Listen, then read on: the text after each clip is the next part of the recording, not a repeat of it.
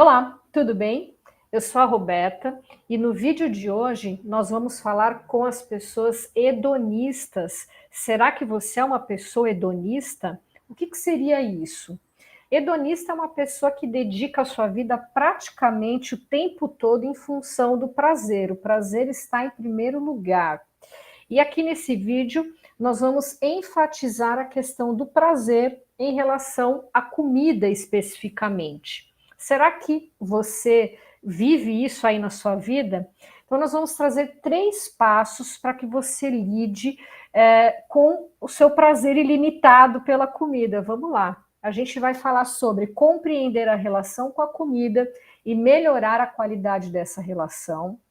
O segundo passo, fazer escolhas conscientes através do autoconhecimento. E o terceiro e último passo, trabalhar os limites. Para falar sobre isso, eu vou chamar aqui a Ana para a gente bater um papo. Vamos falar sobre isso, Ana?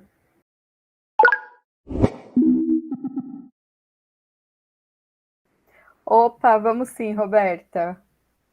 Bom, Roberta, olha, eu diria que quando nós falamos aí de prazeres da vida, no top 10 está ele, o prazer que alimenta não só a alma, mas literalmente a carne. Então, nesse vídeo de hoje, nós vamos falar aí de comida e prazer. Que relação que é essa, né? Então, tem pessoas que colocam esse prazer acima de tudo. E aí essa relação começa a trazer riscos, né? Tanto para a saúde física quanto emocional. Então, nesse vídeo, a gente vai falar aí, para além do prazer, né? O que está para além desse prazer? E aprender como fazer para não cair nessas armadilhas, né? Então, como que a gente pode identificar quando o prazer vira aí uma válvula de escape, né? Como fazer para não descontar na comida o que a gente está sentindo, né? E como que a gente pode construir, então, uma relação mais saudável sem perder o prazer. Ah, legal, legal, Ana. Então, a gente está trazendo esse vídeo aqui porque tudo isso está totalmente conectado e relacionado com a nossa saúde emocional e a nossa saúde mental, né?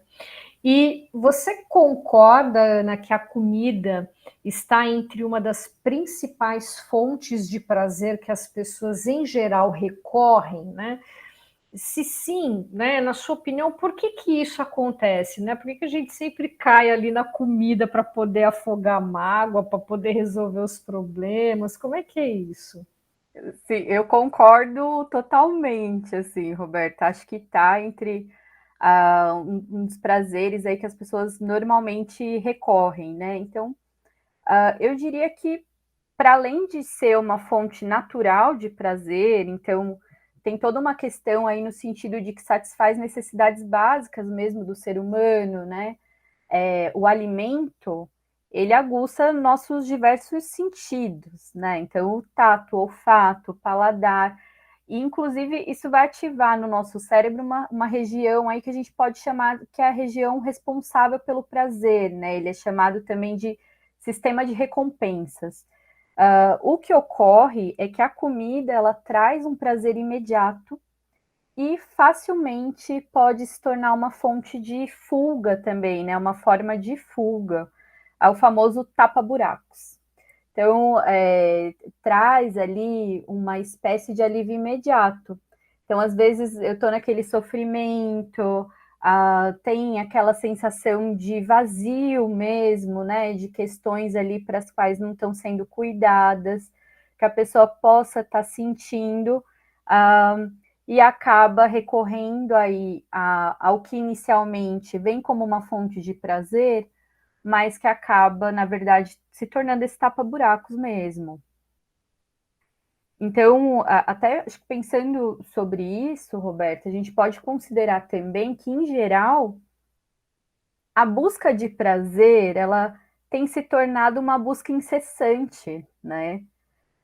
Com a comida não me parece ser diferente. Então, a mesma necessidade de consumo aí desenfreado que a gente vem vivendo mesmo nesse modo de vida, nessa rotina frenética, né, de produtividade, isso também tem se refletido cada vez mais no modo como a gente se alimenta, né? Ou seja, parece que as pessoas elas optam cada vez mais pela rapidez aí de um aplicativo de entrega de comida rápida, né? A praticidade, essa oferta de prazer imediato, ao mesmo tempo em que toleram menos frustrações, né? Em que evitam cada vez mais entrar em contato com as suas dores. Eu diria que no meu caso, por exemplo, fica de fato aí difícil resistir à tentação de um chocolatinho depois do almoço, ou mesmo naquele dia difícil, sabe? Aí eu acabo caindo no clichê, ai, vamos adoçar aqui um pouquinho a vida, assim, né? Eu não sei para você, não sei se você cai nesse tipo de tentação aí, mas até fica uma pergunta para você, Roberta. Prazer tem limites? Olha, Ana, você sabe que tudo tem limite nessa vida, né? Porque assim, quando a gente vai para os extremos, a coisa não fica muito boa. Mas assim, comigo, eu vou dizer para você que comida realmente é o meu fraco, né? Ele é realmente o meu fraco. Então, eu gosto muito de comer, né? E culturalmente, que eu acho que é importante a gente falar também a questão da cultura, né? Culturalmente, a minha descendência de um lado é de italianos e do outro nordestinos, são pessoas que comem muito bem, muito bem, né? São culturas muito diferentes, mas ambas adoram comer, né? E comem muito bem. Então, para mim, realmente é o meu fraco. Eu acho que tem uma forte relação com a cultura. Então, meus pais também adoram comer. E sou psicóloga, mas antes de ser psicóloga, sou um ser humano como qualquer outro. E eu acho que nada mais assim dá mais prazer do que a comida, né? Do que os sabores. Então, de fato, eu sou como qualquer ser humano. Quando eu estou um pouquinho mais triste, eu vou lá comer um sorvete, um chocolate, né? Eu acabo passando aí dos limites. Mas tudo tem que ter um limite. Né? Então, por exemplo, agora nessa época de pandemia, eu desafio aqui quem não engordou pelo menos um pouquinho. Então, essa coisa da gente se movimentar muito pouco, não poder sair, não poder estar com as pessoas, quer dizer, é uma parte do prazer da vida que é retirada. Então, a gente não pode estar passeando, estar aglomerando, estar com as pessoas. E aí, aonde que a gente vai encontrar esse prazer? Então, isso para mim é algo que aconteceu nesses últimos 2 anos, né? De eu acabar buscando aquele prazer que eu perdi em outro lugar. Mas eu não me considero uma pessoa hedonista. Eu não me considero uma pessoa que eu vou colocar o prazer em primeiro lugar. Às vezes eu perco os limites, né? Mas acho que até dentro de uma certa normalidade eu consigo ir controlando e retomando. Agora, a gente tem pessoas que realmente não conseguem, né, fazer esse controle, não conseguem perceber, né? Então, você tem pessoas que têm compulsões, de fato, então elas que são doentes mesmo, então elas têm compulsões por comida, por bebida, por compras, né? E você tem pessoas também que são extremamente hedonistas, não chegaria a uma compulsão, mas ela tem vários problemas de relacionamento, porque ela coloca o prazer em primeiro lugar e esquece que tem a outra pessoa, que a gente tem que respeitar limites, que a gente tem que considerar que convive, né? Então você acaba sendo o centro de tudo. Então, não chega a ser uma doença, como a compulsão, por exemplo, mas é uma pessoa que tem muitos problemas de relacionamento, né? Mas enfim, falei aí um pouquinho sobre mim, como eu lido com isso. Eu acho que é bem isso, assim, né, Roberta? A questão do que você trouxe aí dos limites é uma questão interessante, porque às vezes até perder também um pouco esse limite faz parte de um equilíbrio, né? E como o importante aqui é justamente a gente poder se perceber nesses movimentos, né? Então, o que eu preciso estar atenta aí para identificar essa diferença, né? De quando eu tenho um prazer no comer, né? E eu poder até me perceber que, opa, hoje acho que pisei na jaca aqui, né? Fui além ali um pouco desses limites. E tudo bem, né? Eu vou dar uma equilibrada ali, vou buscando realmente esse equilíbrio. Mas quando a gente começa a perceber que isso vai se tornando uma válvula de escape, né? Porque vira um vício, né? E o mais provável é que com o tempo, inclusive, vá perdendo a capacidade de proporcionar prazer que determinadas coisas tinham antes, né? Então, o que acontece? Assim como os vícios em geral, o vício na comida ele vai me levar também para um caminho aonde eu vou precisando buscar cada vez mais, porque aquilo já não me desperta o prazer de antes e entra nesse movimento compulsivo, né? Nesse caso, Roberta, eu diria que o primeiro ponto, inclusive, é a gente poder compreender qual que é a relação que eu estabeleço com a comida, né? Até porque isso é muito individual de cada um, né? Essa relação, assim como tem essa singularidade aí das relações, com a comida também, né? Então, se fala muito das compulsões, mas que tipo de compulsão é essa que eu estou desenvolvendo, né? Qual que é a relação que eu estabeleço com essa comida? Então, para alguns, isso pode estar atrelado, por exemplo, a memórias afetivas, né? No exemplo que você traz sobre você, inclusive, tem uma questão cultural aí, né? O quanto disso tudo vai constituindo também essa relação minha com a comida. Para outras pessoas, às vezes tem uma sensação de vazio ali absurdo e que eu preciso preencher, e aí eu começo a buscar ali na comida, ou mesmo pessoas que começam a associar o comer não necessariamente a um prazer, mas se torna basicamente uma forma de anestesiar as dores, sabe? E aí aquilo me anestesia e me ajuda a não pensar, assim. Então eu vou nesse automático. Uhum.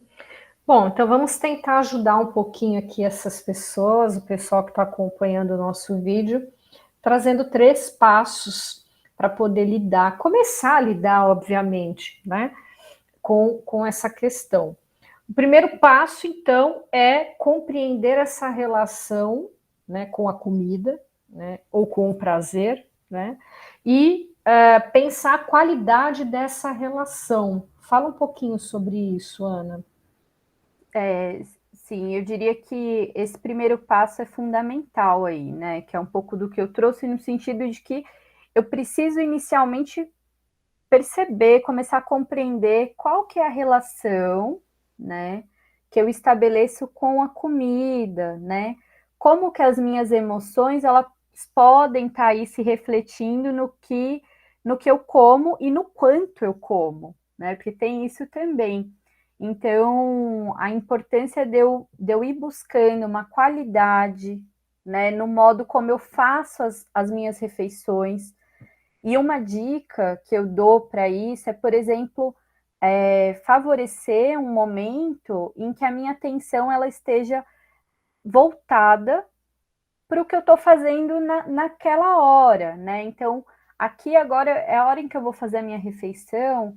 Como que eu faço para cuidar da qualidade desse momento ali? Então, criar condições para que eu esteja atenta ao que eu estou comendo.